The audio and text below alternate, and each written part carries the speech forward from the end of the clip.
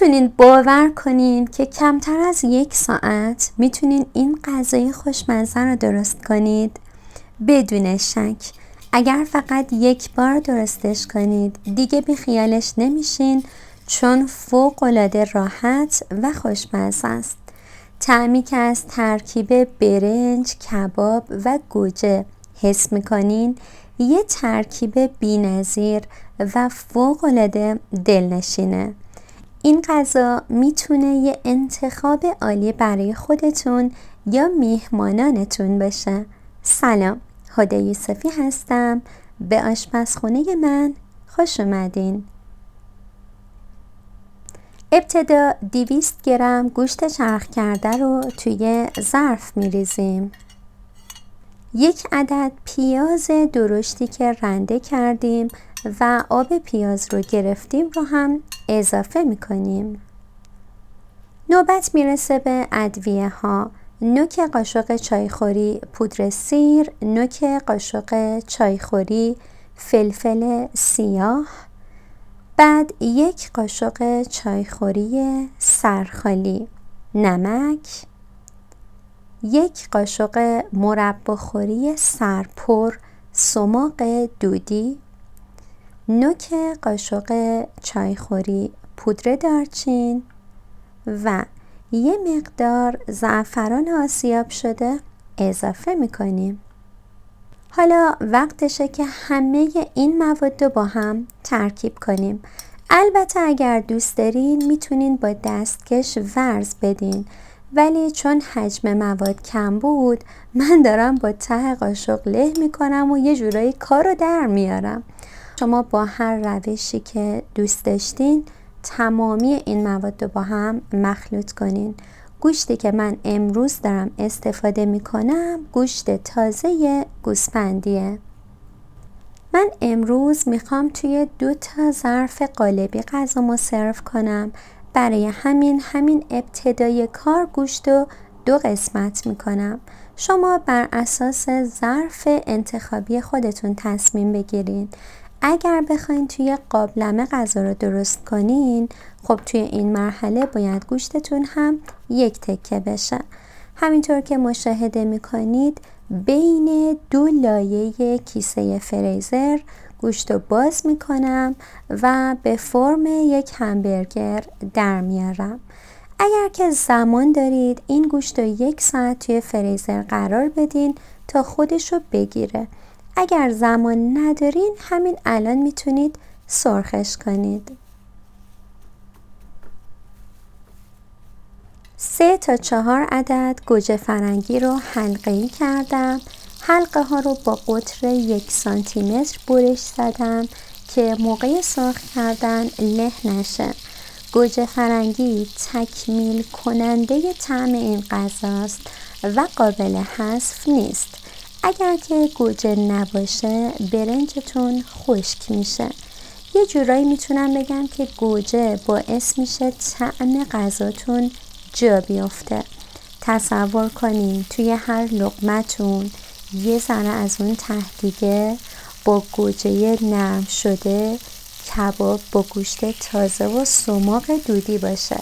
یعنی اصلا این ترکیبی که بهتون گفتم دیگه خود بهشته. گوجه ها رو 2 تا 3 دقیقه تفت میدیم. یه مقدار نمک روی گوجه هامون میریزیم. نمک باعث میشه که گوجه در حین پخت آب بندازه و برنج های اطرافش گوجه‌ای میشه که خیلی خوشمزه است. اینو موقع درست کردن املت بهش توجه کنین. وقتی که گوجه رو توی روغن ریختین 1 کم نمک بریزین، درب تابتون رو بذارین. بعد روی حرارت ملایم بذارین چند دقیقه بمونه و آب بندازه. بعد تخم مرغ رو توی این آب گوجه بشکنین. خیلی عالی میشه. طرف دوم گوجه ها که سرخ شد تمامی گوجه ها رو از تابه خارج میکنیم. میریم سراغ ادامه مراحل. گوشتی که نیم ساعت توی فریزر گذاشته بودم رو توی همین تابه سرخ میکنیم. نیازی به سرخ شدن تایم طولانی نداریم. 2 تا 3 دقیقه طرف اول و 2 تا 3 دقیقه طرف دومش رو سرخ میکنیم. در زمان سرخ شدن گوشت حرارت زیاده که گوشتمون آب نشه. برمیگردونیم طرف دومش رو هم سرخ میکنیم. برنج رو به صورت زنده آبکش کردم. یه مقدار از برنج رو توی زعفران دم شده میریزیم چون میخوام کف ظرف لایه زعفرانی داشته باشم.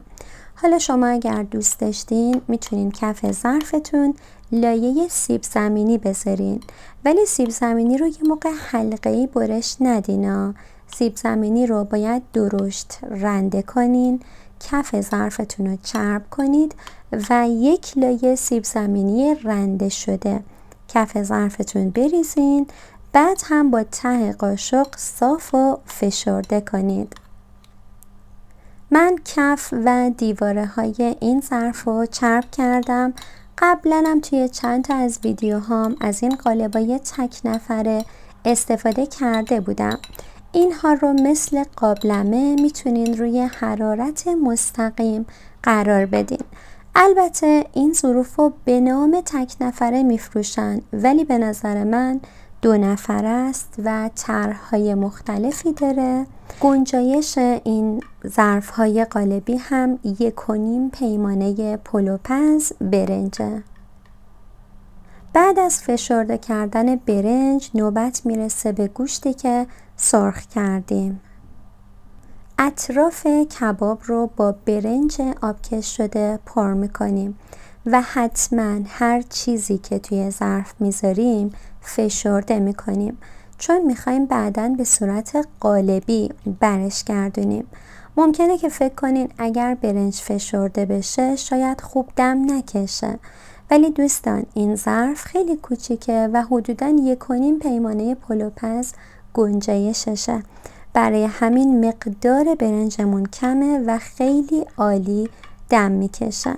برنجتون رو هم باید زنده آبکش کنین که نچسبه به هم و حالت له شدگی نداشته باشه.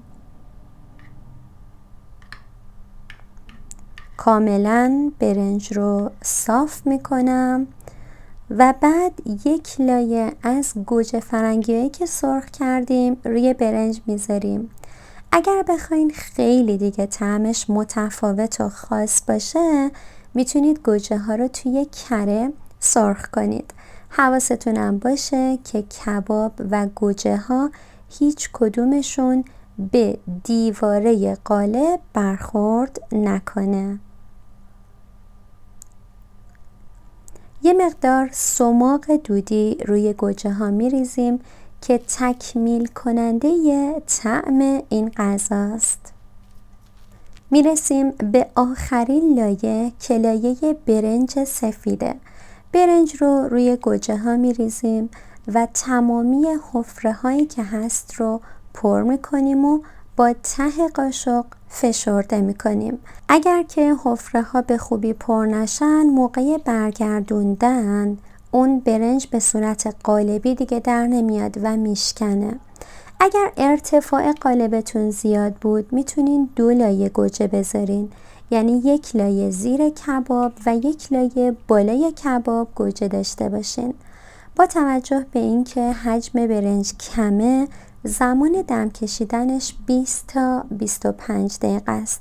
فقط یه نکته‌ای که لازمه بگم اینه که اگر شما هم مثل من کل ارتفاع قالبتون رو پر کردین، وقتی که درب ظرف رو میذارین و روی شعله قرار میدین یه جسم سنگین مثل کتری روی دربش قرار بدین تا به خوبی دم بکشه.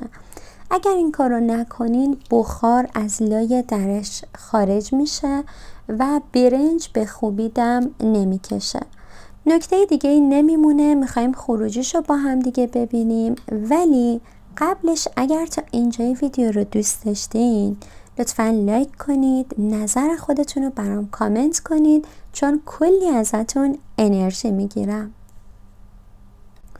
من 2 قاشق غذاخوری آب جوش و 2 قاشق غذاخوری روغن روی برنجم میریزم. 20 دقیقه زمان دمکشی بهش میدم و بعد از 20 دقیقه با این صحنه جذاب روبرو میشیم. یه لحظه صداشو گوش کن. صدای جریان داشتن زندگی رو میده. امیدوارم که این ویدیو رو دوست داشته باشین. دستوراتی که توی این کانال براتون قرار میدم بارها و بارها تست شدن و من همیشه سعی میکنم یک دستور بدون نقص با تمامی نکاتش و در کوتاه‌ترین زمان ممکن تقدیم نگاه زیبای شما کنم تا بتونین بهترین استفاده رو از موادی که زحمت میکشین و تهیه میکنین داشته باشین. امیدوارم که درست کنید و در کنار عزیزانتون نوش جان کنید. خیلی ممنونم که تا اینجای ویدیو با من همراه بودین. منتظر نظرات ارزشمندتون هستم. خیلی خیلی دوستتون دارم و خدا نگهدارتون.